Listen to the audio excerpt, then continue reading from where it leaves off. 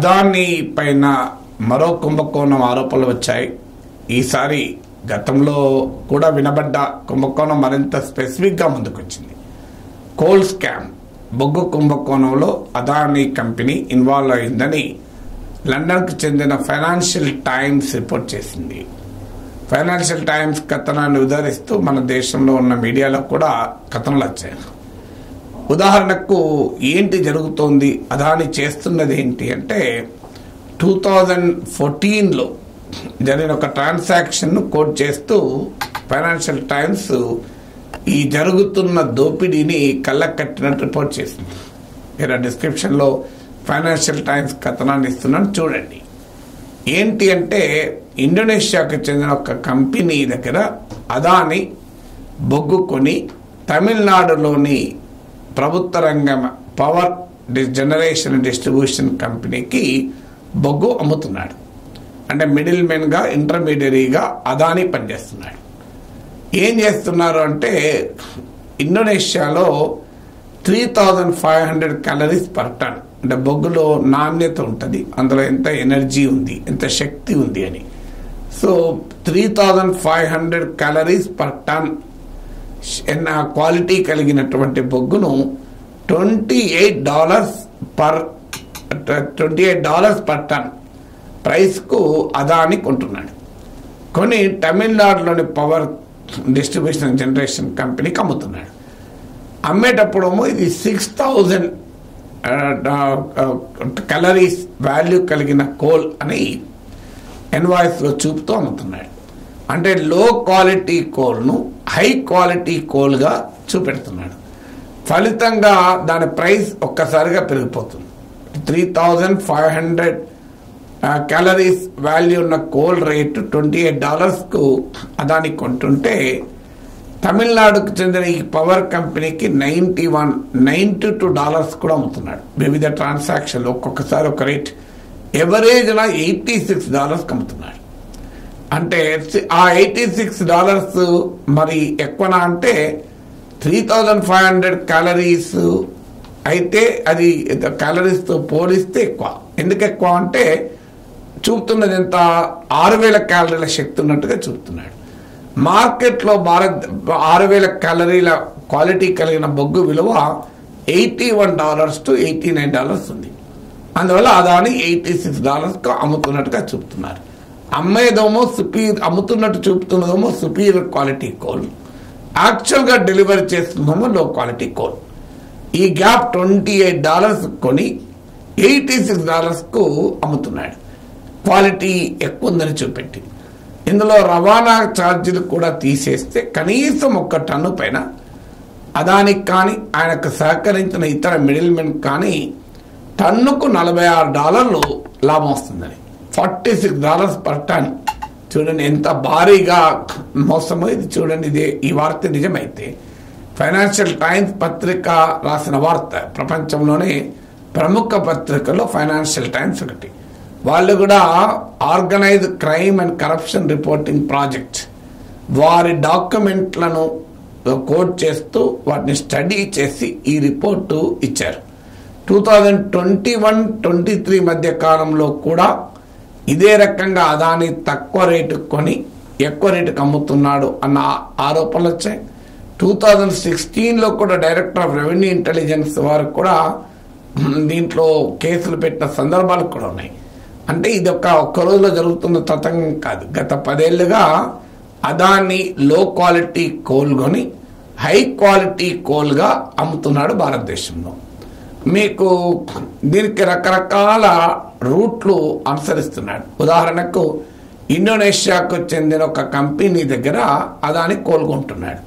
ఆ mining group లో quality coal ఉత్పత్తి చేసే కంపెనీ, అక్కడ హై క్వాలిటీ కోల్ కూడా ఆ కంపెనీ ఉత్పత్తి చేయదు. సో దాన్ని బ్రిటిష్లోని వర్జిన్ ఐలాండ్స్లో ఉన్న సుప్రీం యూనియన్ ఇన్వెస్టర్స్ అనే కంపెనీకి పోతుంది మొదలు. అక్కడ నుంచి సింగపూర్కు చెందినటువంటి అదానీ కంపెనీ సబ్సిడరీకి వస్తుంది, అక్కడ నుంచి తమిళనాడుకు వస్తుంది. సో ఈ కాంప్లెక్స్ ప్రాసెస్లో రకరకాల ఇన్వాయిస్లు మారుతుంటాయి. ఇప్పుడు ఇండోనేషియా మైనింగ్ గ్రూప్ లో క్వాలిటీ తయారు చేసే కోల్, అది డైరెక్ట్గా అదానికి అమ్మినట్లు, అదాని డైరెక్ట్గా తమిళనాడుకి అమ్మినట్టయితే వెంటనే దొరికిపోతుంది లో క్వాలిటీ కదా అని. అందువల్ల దాన్ని జాగ్రత్తగా రూటింగ్ చేస్తుంటారు. సో అందువల్ల ఈ మొదలు ఇండోనేషియా కంపెనీ బ్రిటిష్ వర్జిన్ ఐలాండ్స్లోని మరో కంపెనీకి సుప్రీం యూనియన్ ఇన్వెస్టర్లకు అమ్ముతుంది. సో ఆ అమ్మిన దాన్ని మళ్ళీ అదాని సింగపూర్ సబ్సిడరీ కొంటుంది. కొని అదాని సింగపూర్ సబ్సిడరీ ఫైనల్గా తమిళనాడులోని ఈ కంపెనీకి అమ్ముతారు. అయితే ఈ డాక్యుమెంటేషన్ అంతా ఇలా బయటకు వచ్చిందంటే ఈవెన్ ఇండోనేషియా కంపెనీ దగ్గర ఉండే అక్కడ లోడ్ చేసేటప్పుడు కూడా షిప్మెంట్లో క్లియర్గా రాసి పెట్టారు దీని ఫైనల్ డెస్టినేషన్ తమిళనాడుకి అని. తమిళనాడులో అంటే లోడ్ చేసేటప్పుడు ఇది 3500 టన్స్ 3500 క్యాలరీస్ వాల్యూ కలిగిన కోల్ క్వాలిటీ ఇది. దీనికి $28 అని చెప్పి క్లియర్గా ఇన్వాయిస్లో ఉంది.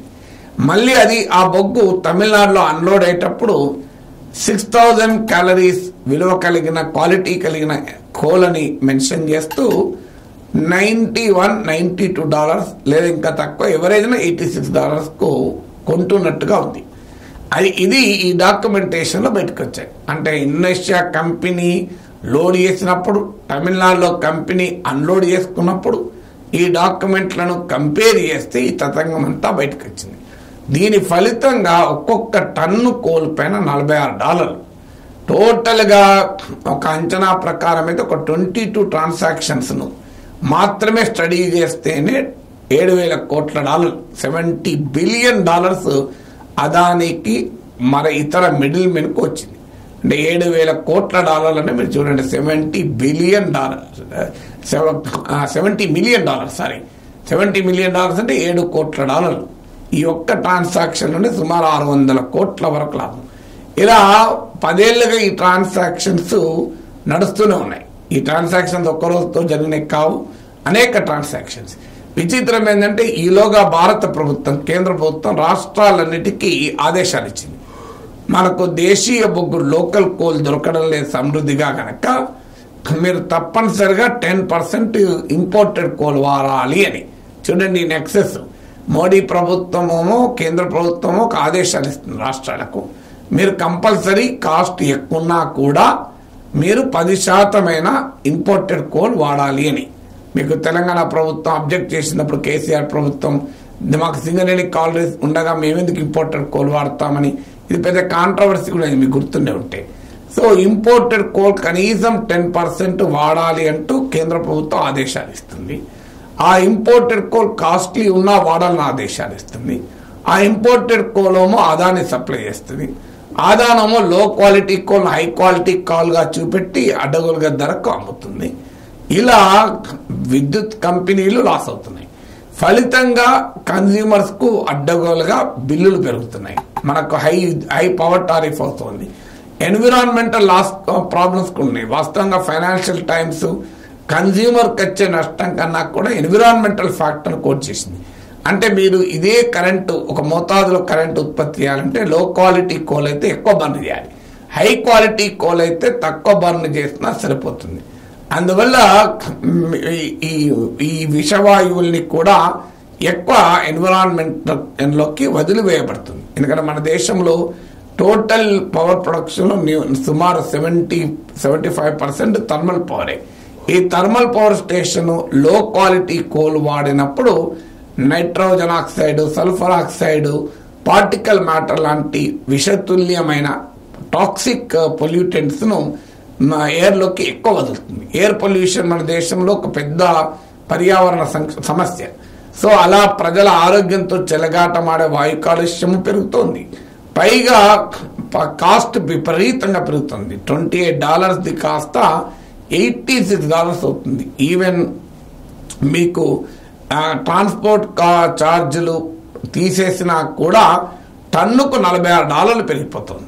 దీని అంటే టన్నుకు $46 పెరగడం అంటే coal price 1.5 times nearly 2 times 1.5 to 2 times పెరుగుతుంది. దీంతో పవర్ టారిఫ్ పెరుగుతుంది. ఎందుకంటే పవర్ ప్రొడక్షన్లో కోలే మెయిన్ కనుక కన్స్యూమర్స్ ఎక్కువ డబ్బులు చెల్లించాల్సి వస్తుంది. కన్స్యూమర్స్ ఏమో ప్రజలకోమో నష్టం జరుగుతుంది, అదానికోమో భారీగా లాభం జరుగుతుంది. అందువల్ల ఈ బొగ్గు కుంభకోణానికి సహకరించే రీతిలో ప్రభుత్వ ఆదేశాలు ఉంటాయి. మీరు కంపల్సరీగా ఇంపోర్టెడ్ కోల్ వాడాలని. ఇంపోర్టెడ్ కోల్ ఎందుకు వాడుతున్నారంటే దేశంలో కోల్ సప్లై సరిగా లేదని.